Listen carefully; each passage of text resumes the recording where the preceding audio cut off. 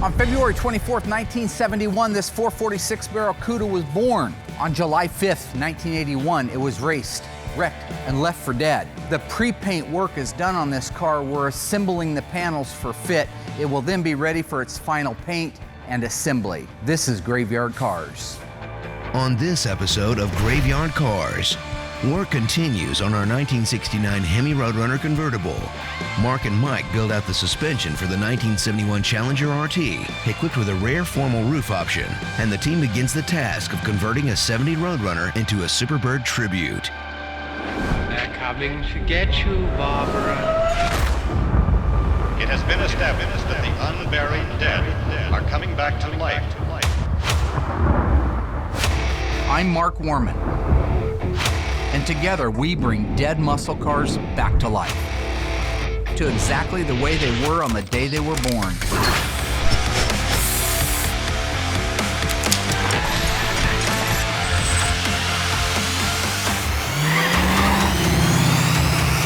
This station will remain on the air day and night.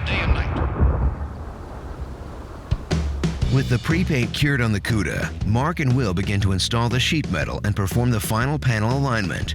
I think this is a good start right here. Normally I put these on by myself. I'm sure that you do. Pretty strong fella, ain't you? All right. Okay. Dear God. Well, there's no dear God. I need you to open up a little bit and come in a little. Okay. Okay. Open it up a little more, please. I don't know what you're doing. I just, this is kind of like a no type day. He's grouchy. I don't know what the hell has happened. Yeah, cross-threading. I shouldn't be doing this right now. Yeah, I have a lot going on, and I'm a 100-mile-an-hour nightmare, all right? I never look back. I'm always Mach 2 with my hair on fire, okay? Sorry if I can't be subtle at times, but definitely not in a bad mood. Happy. Happier than a pig in Close it a little. It's always a pleasure having Mark out here working with us. Heard through the grapevine that I don't need to be out here. I think it's just taken out of context. Are you glad to have Mark out here helping in the shop? Context. No, I prefer if he didn't come out. Unquote. What part of the context did I get lost in? I was just getting at the point that Sure. you've built such a good team, you're not needed as much out here. I got you. So it was more like a compliment to you. So when you pull it out a little bit, sweet God. The Lord's name in vain machine keeps rolling all over the floor, and that makes me want to strike somebody. Meanwhile, Dave Ray is assembling and installing various components on the 1969 Hemi Roadrunner convertible. We got a whole pallet of parts in from our vendors, just beautiful parts for this 1969 Roadrunner convertible 426 Hemi automatic. Love it when all these parts come in. I get all these beautiful parts. I got a brand new grill. I got my fuel lines, my brake lines. It's like Christmas time here at Graveyard Carz. While these parts trickle in, I just keep putting them on the car. Those parts get detailed, and we just move forward. And it's a really quick process. Next thing you know, you got a Carz driving down the road. Recently, on our Hemi Roadrunner convertible, Will duplicated the appearance of the N96 air grabber option to OE perfection. Then Allysa and Dave installed it just in time for Mark and the Ghouls to reunite the Roadrunner with its legendary powertrain. First thing I'll be doing is the undercarriage. I'll get all the torsion bars in and my drive line in, but before I do that, I like to put all my fuel lines in.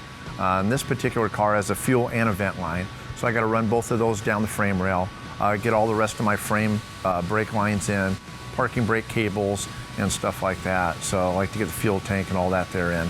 So I just kind of work from the bottom up, and then I'll start building out my firewall, get all the rest of the engine compartment done, and then work on the interior. Convertible top and everything's all in place and functioning, so we get Larry in here to put a top on it, and everything else will go pretty smooth after that.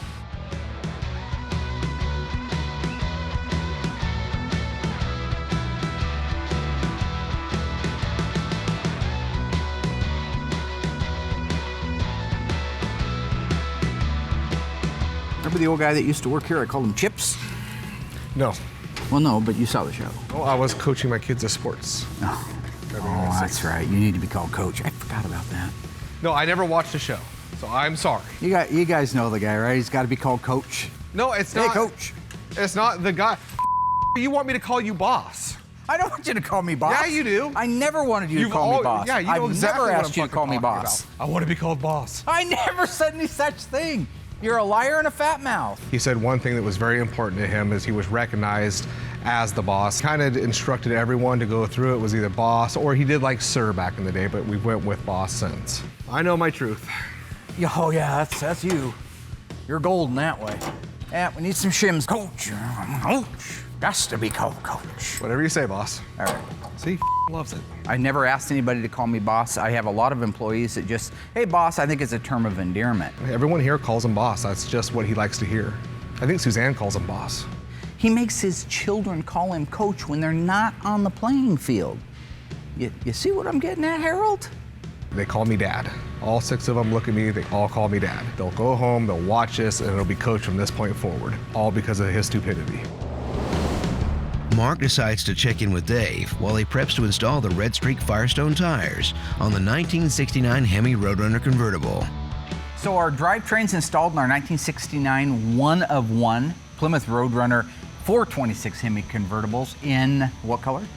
Q5, seafoam turquoise, right? Turquoise, that's Yeah. right. Now what's cool about this is this gets the painted wheels. So it has the, I think, a 15.6 painted wheel, painted body color, uses the poverty hubcaps on it, and originally would have been a Red Streak tire. I think that that's one of the neatest combinations, especially when you're talking about a turquoise car with turquoise wheels. Yeah. Instead of the Goodyears, I went with the Firestones. And the main reason why, this car was built in the same period as a lot of the Daytonas were, and those all had the Firestone red streaks on it. And so I just thought it'd be a nice homage to the original Red Streak tires that would have came in that period of time for whatever unbeknownst reason. That's what's crazy.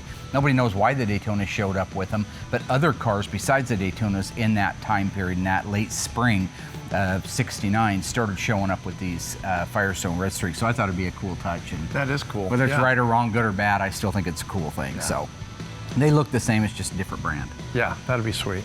So with that, basically, I'll green light you guys go ahead and put the tires on, get them mounted up, balance them, put the weights on the inside, and I can't wait to see it done. It's gonna look awesome. Cool. High five from numero uno, and roll. For Dave and Mike, mounting a new tire is fairly simple. They lubricate both beads, install the lower bead, install the upper bead, set the beads with air pressure, and then inflate to the proper PSI. All right, down to putting the last fender on here, Coach. Okay, we're not doing that, It Coach. just never gets old. All right. What? Sweet. Okay, I'm back. What are you doing? Trying to still align this stud there. Why you always got to cuss? That's one of the things I've wondered about you lately. You're a cusser. You've gone crazy on the cussing. What's happening there? I apologize, boss. It's okay, Coach. With all the pre-paint done on the Cuda, we were able to hang the doors and the fenders, do the rest of the panel alignment. Now, at this point, there's lots of just a millimeter here twist or a little millimeter there. Sometimes you have to sand the edge of a door to get some of the material off it so you have the right lines. So that's all the stuff I usually do when I kick everybody out of here. It's kind of like my graphics. I don't want anybody bugging me. But basically, everything's on the car. Coach and I did a phenomenal job. Him being out here is just not working. Now it's going to be coach for the next 6 months. I'm ready to play today. Put me in, Coach. I'm ready to play You see what I'm saying? today. I just can't do it. Be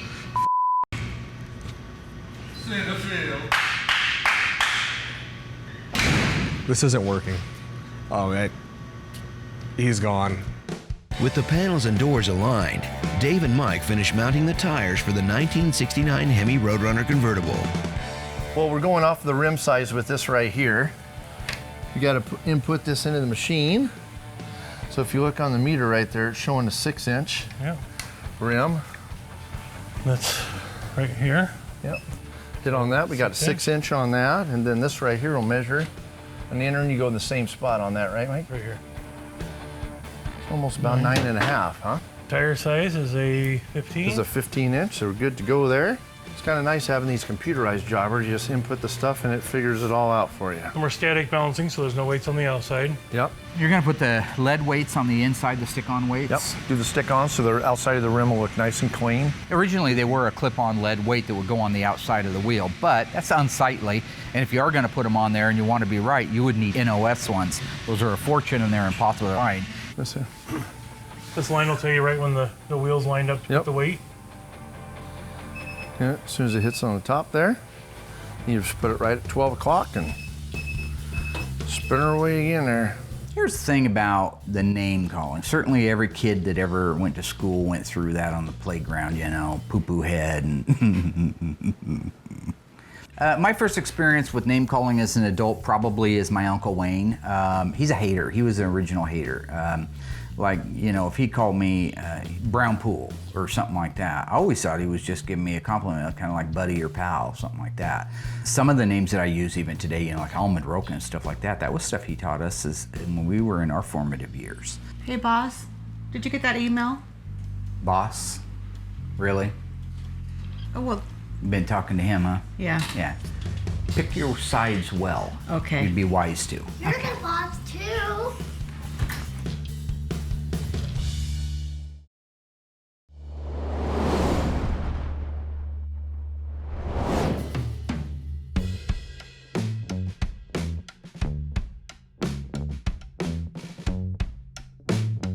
Thanks for coming in today, Dad. I just want to talk to you about the human resources job that you put me in charge of and the meeting. Do you want to come sit a little closer, or?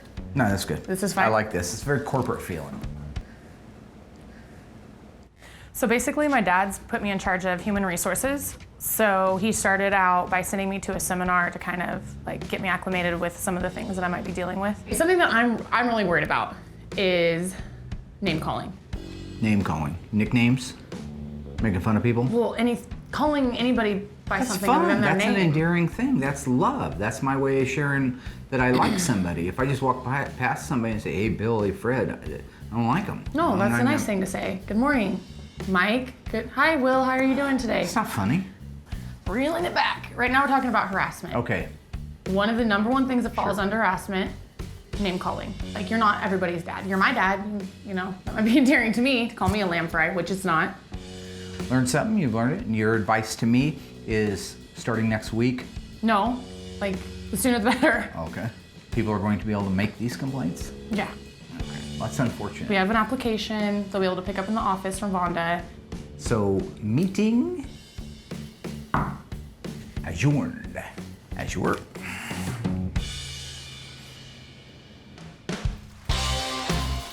Right now, the guys over in the metal shop are getting ready to do all of the metal, internal metal work and external metal work on our 1970 Plymouth Superbird tribute car. The Ghouls have been hired to convert a 1970 Plymouth Roadrunner into a Superbird tribute car.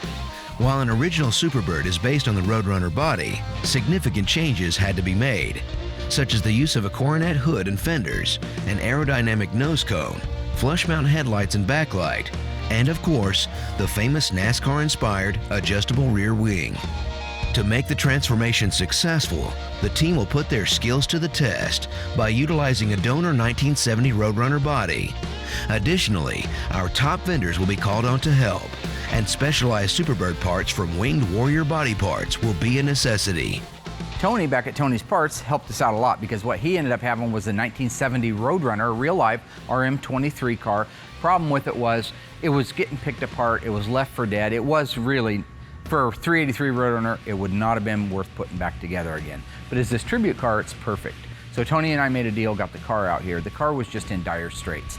We literally have cut off the entire front end because everything on it was rotten except for the tie bar, which will have the correct numbers in it.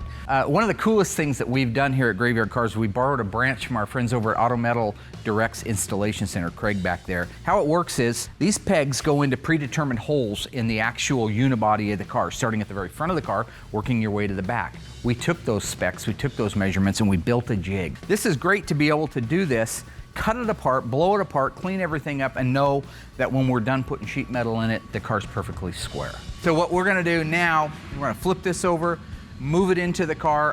Fantastic. A little bit more your way. Yeah. does from here, you can see by my lifting up on the back of it here, he's gonna fit the front to the firewall pinch weld. These two get welded together, this one and this one. When he marries these two together, then all these holes are gonna line up with the frame rails that are underneath it for the torsion bar cross member and the front frame rail. These obviously line up already with the rockers. So he is gonna screw this down so everything's tight against the metal before he begins welding. Then he's able to weld the whole thing in place. After that, he's going to slip in the 2 step welds. Once that's done, the center section of the car is completely welded up and we can move to the front or to the back. George, you got my green light?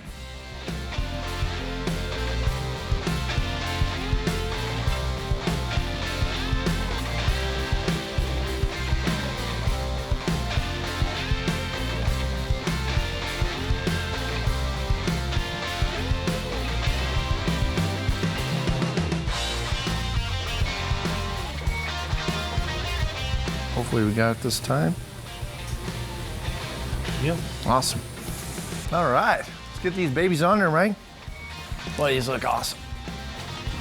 Cool.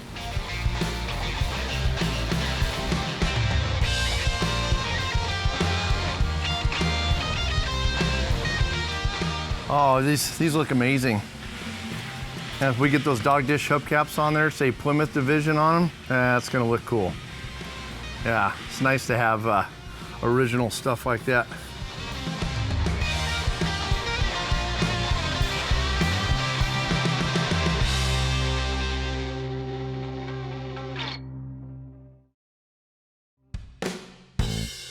Right now, Dave and I are getting ready to do the final touches on our 71 Cuda tribute car. This Winchester Gray 1971 446 barrel, 4-speed, shaker hood tribute Cuda is in its last stages at Graveyard Carz. Beginning life as a 318 automatic, the Ghouls were commissioned to perform just the exterior restoration. The owner is excited to get the vehicle back and perform the final assembly. Then this rare fish can swim the streets. So fast forward to where we are, we're getting ready to install the rear window louvers, the rear spoiler, and then I still have one side of the fish gills left to put on it. Yeah, instructions are really straightforward. I mean, they tell you to find center, going between your package tray there. Then once you find center, you measure out, I think 10 inches on each side, so you got 20 spread. Put in your clips in there. Gotcha. Of these pins, and then you set your louvers right in these bottom sets, and then as soon as it flips down, you just mark your upper holes, and it's a done deal. So I'm gonna we got swap spin ends around with you there. Yep. Okay. And you got a pin there. Let me grab mine. I've got a pin. Yep. More in that range. I'll go from the outside in just for fun, I guess. Okay. That's okay Just for like now. that. Beautiful. Look at that. Then yeah, we flip Those these up. line We'll up get our gorgeous. Look get at our that. little rubber. Here's the original pad. This is the original gasket that goes underneath there. It's a done deal. All right, let's put some screws in it. Yep. We've got our rear louvers on. Everything's buttoned down, fitting the way it's supposed to. They look awesome. Oh, it's beautiful. We're gonna put our Dale Cuda rear spoiler on. In 1970, the spoiler that was available on the Mopar muscle cars was called a GO, G-O, space wing, GO wing. In 71, the Mopar muscle cars, while it looked similar, it was shaped a little bit differently, and it was called a gull, like a seagull wing. This is a 71, so it gets the gull wing. The main difference is on a gull wing, the ends don't tip down. They just come back like almost like a boomerang on both ends a little bit, but it's mostly level. On a go wing in 70, they tip down and back. So it's a subtle difference, but it's very noticeable if you're looking.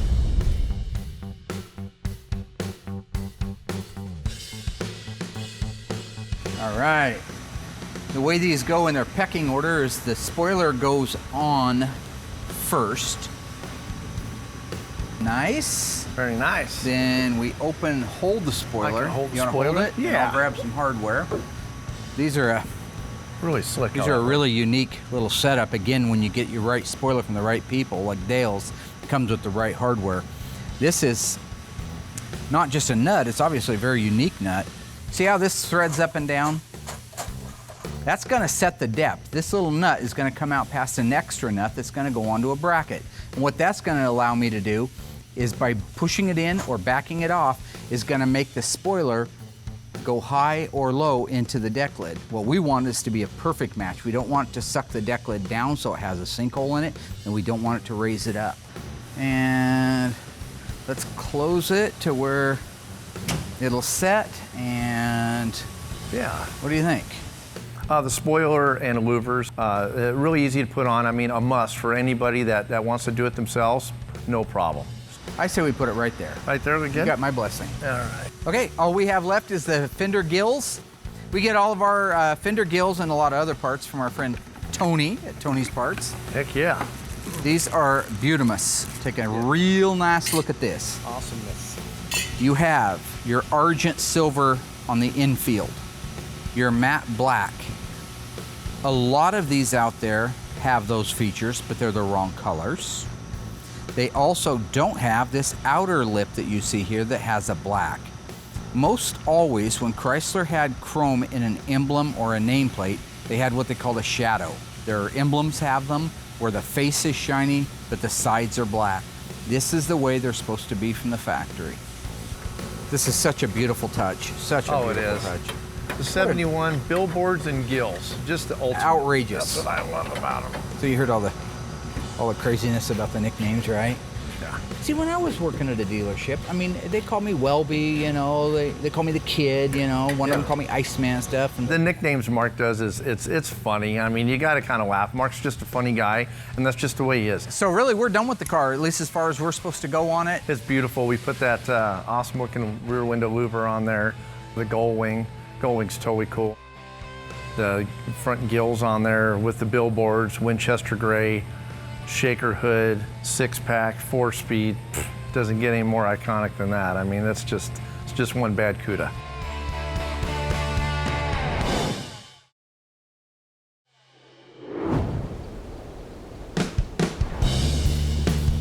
So there's a lot of nomenclature on these cars. What does that mean?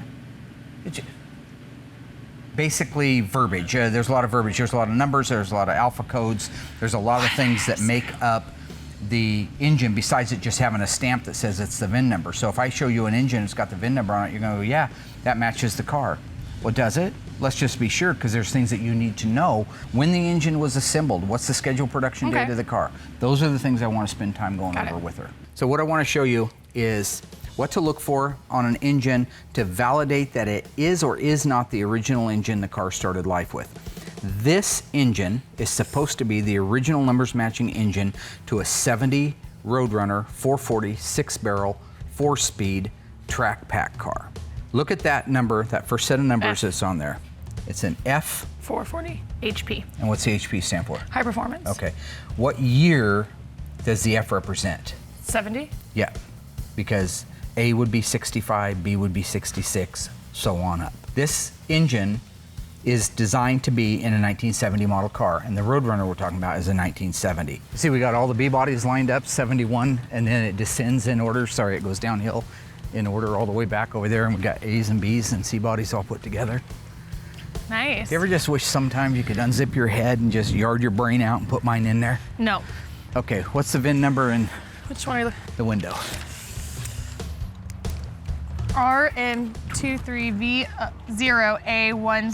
RM23V0A162599. Okay. So we just need the last. How's that match against the one that's on the engine? It matches.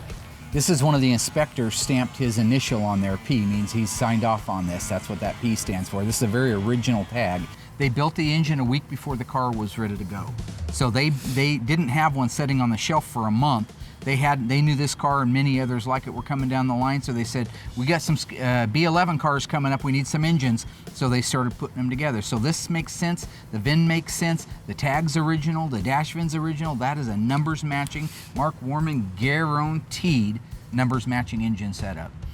Are you sure when I was talking about ripping your head open, plucking that brain of yours out and putting mine in there, that's not an option? Absolutely you saw the not. man with two brains, Steve Martin? Nope. He loved the lady's body. So he wanted to kill her and he yard her brain out and put the other lady's brain in it because that way he could have Was that some. made like, how old was I? Was I even born yet? But it turns out she was a bitch. Have you watched any new movies this year? More intricate. 11-4. You know what that means? The month. The 11th month, the 4th day. So we would have to assume that the scheduled production date of the car was November 4th of 1969 or later.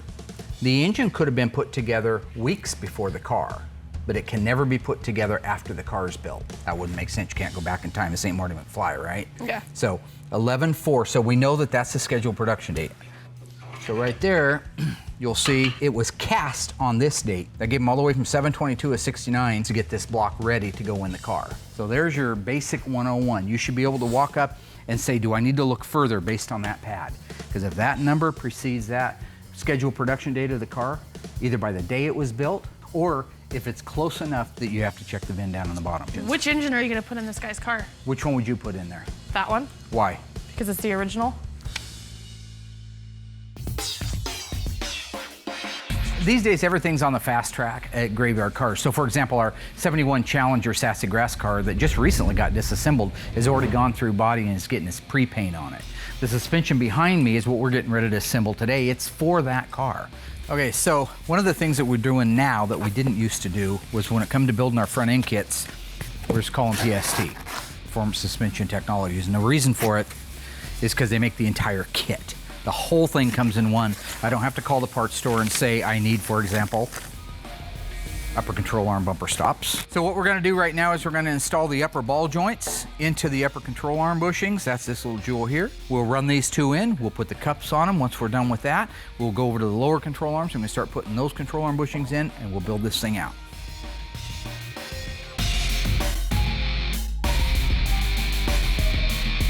We're gonna put the lower control arms in first. This guy. Go ahead and slide your other side in there. Put that shaft in the hole. God, that was just hilarious. Well, it wasn't meant to be hilarious. It was mildly, he's laughing.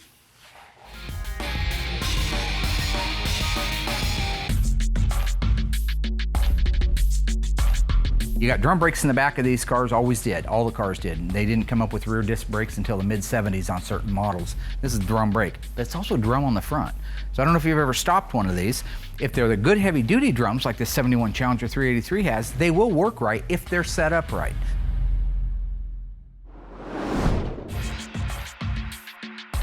How we doing? Good. Come have a seat. I have a couple of things I want to talk to you about. Okay. Well, my worst nightmare happened. So basically, I have all these complaints here are for you. Well, why'd you give them the forms? I told you when we opened up What do Human you do? Do you Resources. go out and just So hand them anyways, to- Okay. walked into assembly shop, said hello to Mark in a friendly manner, and he said that I look like the dude from the Mucinex commercial. In fairness, that's It's not funny at all. That is so rude.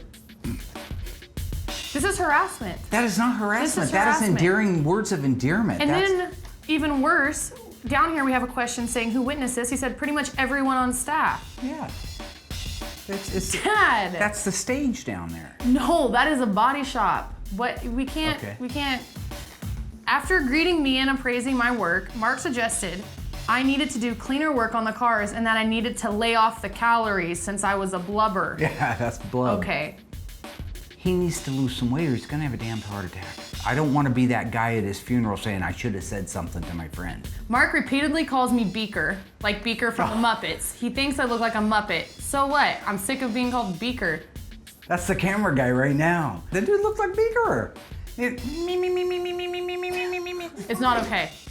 This is, People are upset. You're harassing No. them. I have a lot of other work to do out there that I don't need to be sorting through these. I agree. And having to call you in and have meetings. I agree completely. It wastes both of our time. I don't want to have to get these anymore. Who's done them? Got a special place? Get rid of that first. I actually need those. Stupid. As you were? Thanks. Yep. We're all in trouble.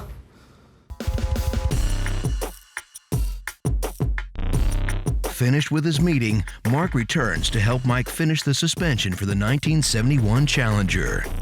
We've got the whole suspension built out except for a couple of things. Right now we're waiting for the steering gear to come back from Firmfield. We send all of our power steering and manual gears out to them. They go through them, rebuild them, rebush them, reseal them. The rest of it's ready to go. Our backing plates are on for our drums. This is the heavy-duty 11-inch drum setup that I was talking about. Now that we have it all together, everything except, again, our steering gear is the only thing we're missing. We'll go ahead and move it over to the assembly stand. That complete drivetrain then will be ready to marry together with our FJ6 71 Challenger RT383 formal roof car. Today I'm rounding up most of the crew. I got Allysa and Mike and Dave help me put together this 440 engine that we've got. Now, this is kind of exciting. They don't even know what this engine's for. But as we go along with the build, I'll kind of give them some hints and some clues. They probably wouldn't be able to guess in a million years otherwise, but it's something I've wanted to do. We're hoping to go smoothly.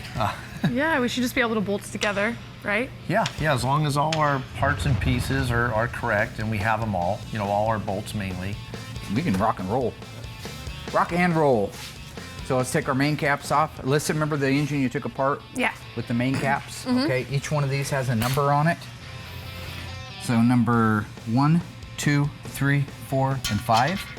And it always starts at the front of the engine. Allysa and I have been talking and working on engines and codes here recently, and I thought this would be a great opportunity for her to get her hands dirty and work on the engine, see how the rings go on the piston, see what a good-looking bottom end is, not sexual, a bottom end to the car, you know, like the main bearings and the rod bearings and stuff like that, compared to the one like we tore apart recently. So what's the first step? Like, what are we doing right now? Right now they're putting in the bearings, the main bearings.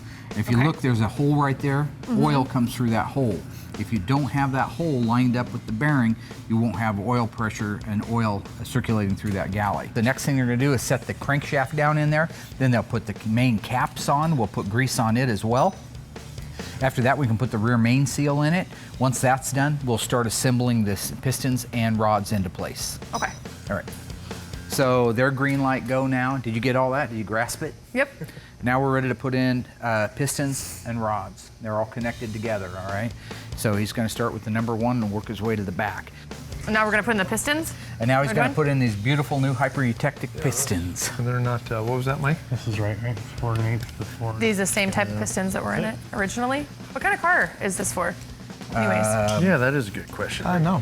I'm not sure. I'm not sure. So it could be a number of cars out here. We got so many that take a 440 HP motors. It's a great question, and unfortunately I could tell you, but then I'd have to kill you. But we're still excited about doing it. Yeah. Are you really not gonna tell us what car it's for? I'm gonna working let you on? guess though. Well, let's worry about that in a little bit. I'll give you some clues. All right. You want All right, here you go. You can do this part. Okay, cool. I'm gonna dunk them here, and then we'll put the He's thing gonna on dunk afterwards. them. Then you put this on, and it says bottom, so that goes towards the engine. Got your first clue. First clue. Okay. What was the first clue? I'm getting ready to give it to you. Oh, okay. So I'll try this that goes towards the bottom of the. Okay. Squeeze it tight. All up. That's Hang right. on. See, those springs pushing back out is what creates your compression inside of that cylinder. Mini bike. Mini bike. Mini So open it bike. up. There you go. Outside of the fact that it's obviously for a cool cause and a cool project, it's also going to be a very educational thing for Allysa to be working on. So it's exciting how they go together, what they're supposed to look like when they're done right, compared to the stuff that she's taken apart with me in the past that wasn't so good. Honda 350. Honda 350. So we got Honda 350. Mini bike. Mini bike, right? I have no idea. Okay. Another clue. Oh, I'm gonna make them easier now. Okay. Jaguar. Jaguar. XKE. This last one's gonna be the one that gives it, I think. Whites, perks, bennies, ups, poppers. Oh. I know what it is. This last one's gonna be the one that gives it, I think. Whites, perks, bennies, ups, poppers. Oh. I know what it is. San Francisco, Yep. Denver, To Denver. go. Vanishing Point. This engine is for our Vanishing Point tribute car. We are building a 1970 original Challenger Alpine White, that's EW1, 440 4-barrel 4-speed tribute cars to the original one that they only made 916 of. Mark has been commissioned to build the iconic 1970 Challenger RT 440 Magnum from the 1971 American action movie Vanishing Point. With the engine nearly built out, the next step is to get it installed on the run stand with the goal of firing it up. That's a wrap. Let's roll it over and put some heads on.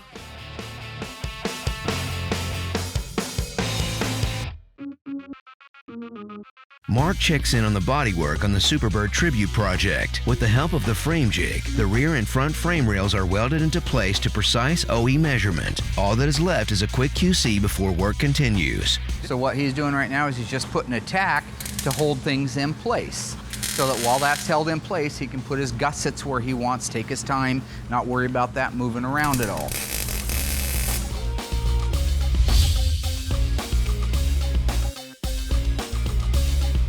Notice we're doing the exact same thing on the front that we did on the back, except that with the front, looking here, we don't have this panel open like we did in the back. The back is a C-channel frame rail. This is a boxed frame rail. These are designed when this slides into position over that, butt like that, up against the frame rail. That's what he has going over there right now. He has a small gap between the rear existing frame rail and the new front one. This is going to be for welding. He has a clamp to hold everything in position. Hit it, BCG. Curious, George.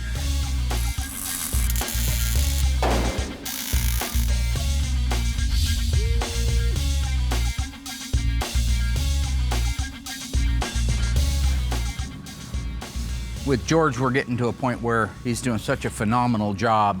Look at the factory spot welds. He uses our AIM spot welder, but take a look at that.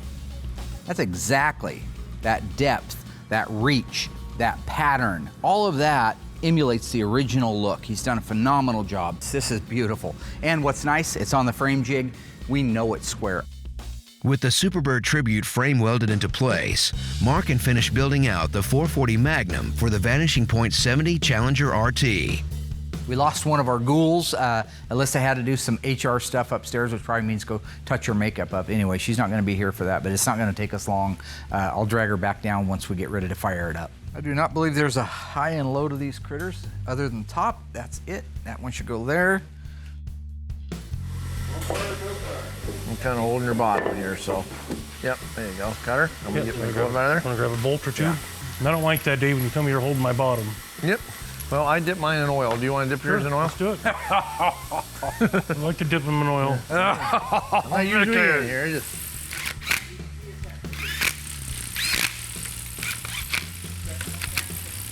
So there you go. That's where that one goes. They'll torque it down. The spark plug wires, as they come off of this, will come down, wind through here, and go back and feed the other spark plug wires. After I get this on, as soon as Mr. Dave gives me the word, I'll get the other valve cover ready.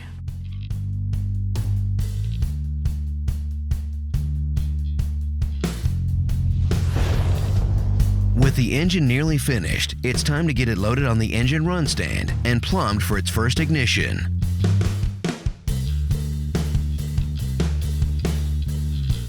So we have our 440 for the Vanishing Point Challenger completely assembled. So right now, we're ready to fire it up. I'm rounding everybody up, including Allysa. And of course, you'll notice in the background that my friend Cue Ball Morton's back there.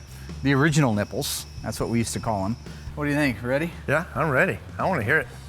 Stop me up, Mick fire Jagger this used baby to up. sing. Mickey, you do the honors. Do the. I'm introducing you. That's. Oh, got a little something going. Oh, look at that.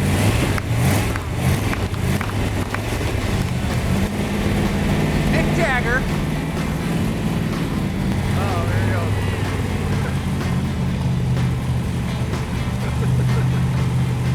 Oh, Mark's dancing. Mark's dancing. I mean, he gets a kick out of it. He loves it. Every time a motor fires up, it's like his cue to turn on the, the dance moves. So this time here it was, of course, the Rolling Stones, Start Me Up. You got to have Mark's dancing. That's Mark. When a motor starts, he's going to dance. That's just the way it goes. Our 440 fired right up. Sounds beautiful. We have no leaks, no drips, no errors, so that's awesome. Again, the engine run stand takes all the guesswork out of it, all the potential having to take it back off later. That's beautiful. beautiful. That's like how we'll rattle. I'm most excited about this engine because it's going, of course, in our Vanishing Point Kowalski car, which I've wanted to do forever. So it was great when a customer came along and said, I'll fund it, because it's a perfect world for me, yeah. I get to do everything. that sounds good. Sounds like great. Just Good response. So now with the engine running, we're going to move it over to one of the K members and start building out the suspension for it. Get the transmission in here. We're putting a 6-speed in it with an overdrive. Get it all built out. Meanwhile, the Challenger has already been disassembled and we're getting ready to send it over to the Dipper. As soon as it gets back, it's a beautiful body. It's going to go really fast. We'll call Auto Metal Direct, get our fenders and our doors for it. That thing will go together like a breeze. Graveyard Carz, baby. History in reverse. Now he's looking for somebody to drive this car back from Denver to San Francisco in 15 hours. I'll do it. You'll do it, right? Some Yep. ups, whites, bennies, perks, poppers, snappers, whatever they're called. What did they say? Spills and thrills and Yeah, but- handful of pills? Yeah, and the problem is you're too old for that. So what you'd have to have is a bunch of mochas. And since you're lactose intolerant, you'll be crapping your pants the entire way. No, they have almond milk now. Did not know that. Now that the 440 Magnum is running, it's time to load up the completed 1971 Winchester Gray Tribute Cuda to be delivered to its eager owner. The gentleman lives up in Portland, just outside of Portland, so we're going to deliver it to him in our Trailers Plus trailer. I mean, I hate to see these cars go. I mean, they're awesome to look at every day. When one goes, another one comes in. So it's always nice to see one go because I'll have something else coming in. With the Winchester Gray Tribute Cuda on its way home, the ghouls reflect on their week. Dave continued the assembly on the 1969 Hemi Roadrunner convertible. Mark and Mike built out the suspension to the 1971 Challenger RT. Mark revealed that the team has been commissioned to make the legendary 1970 Challenger RT 440 Magnum from Vanishing Point, and the team began the task of converting a 70 Roadrunner into a Superbird tribute. Mr. D? Working on, buddy. I think putting Allysa in charge of human resources was the right answer, no question about it. Being HR manager this week was a huge waste of my time. Just want to thank you. You do awesome work for me. Thanks, Bob. Thank you. Sending her to Portland, the seminars has proven to be very informational as well. Driving to Portland for the conference was a waste of my time. Pulling my dad in here to talk to him about it was a waste of my time. Doing a good job, buddy. The message about the nicknames and the name calling, message received loud and clear. Only thing about that is you got to keep in mind I'm the boss and I have to take everything that I hear with a grain of salt. I have to take everything that somebody wants me to consider, digest it, use my gut level value system. That was Professor Morrissey Massey, University of Colorado, came out with the gut level value system years ago, and make a decision. Willie! What's happening, boss? Not much. What are you working on? Getting all the gaps wrapped up on this. Nice. Looking nice. pretty good though. It's coming together nice. Listen, I'm sorry. For what? The whole silly name calling. I got the messages. Alyssa's doing a good job. She kind of clued me in on how everybody feels about it, so. It's just more It part never, of it. never meant any harm, you know, we're just having some fun. All right, bro. George, doing a good job, buddy. Keep up good work. I've made that decision and I'm moving forward, and I think we probably have what I consider to be a nice, even middle ground. See, he did it again. See, this is that. Did you get a name tag, George? Uh-oh. Yep. Keep digging. His solution to calling people names was instead make them name tags and make it like an official. So I think that ultimately we've got a handle on this and we've made the right decision. I have no idea how that solves any problems. I mean, I feel like that just made it 10 times worse. You know, special filing cabinet.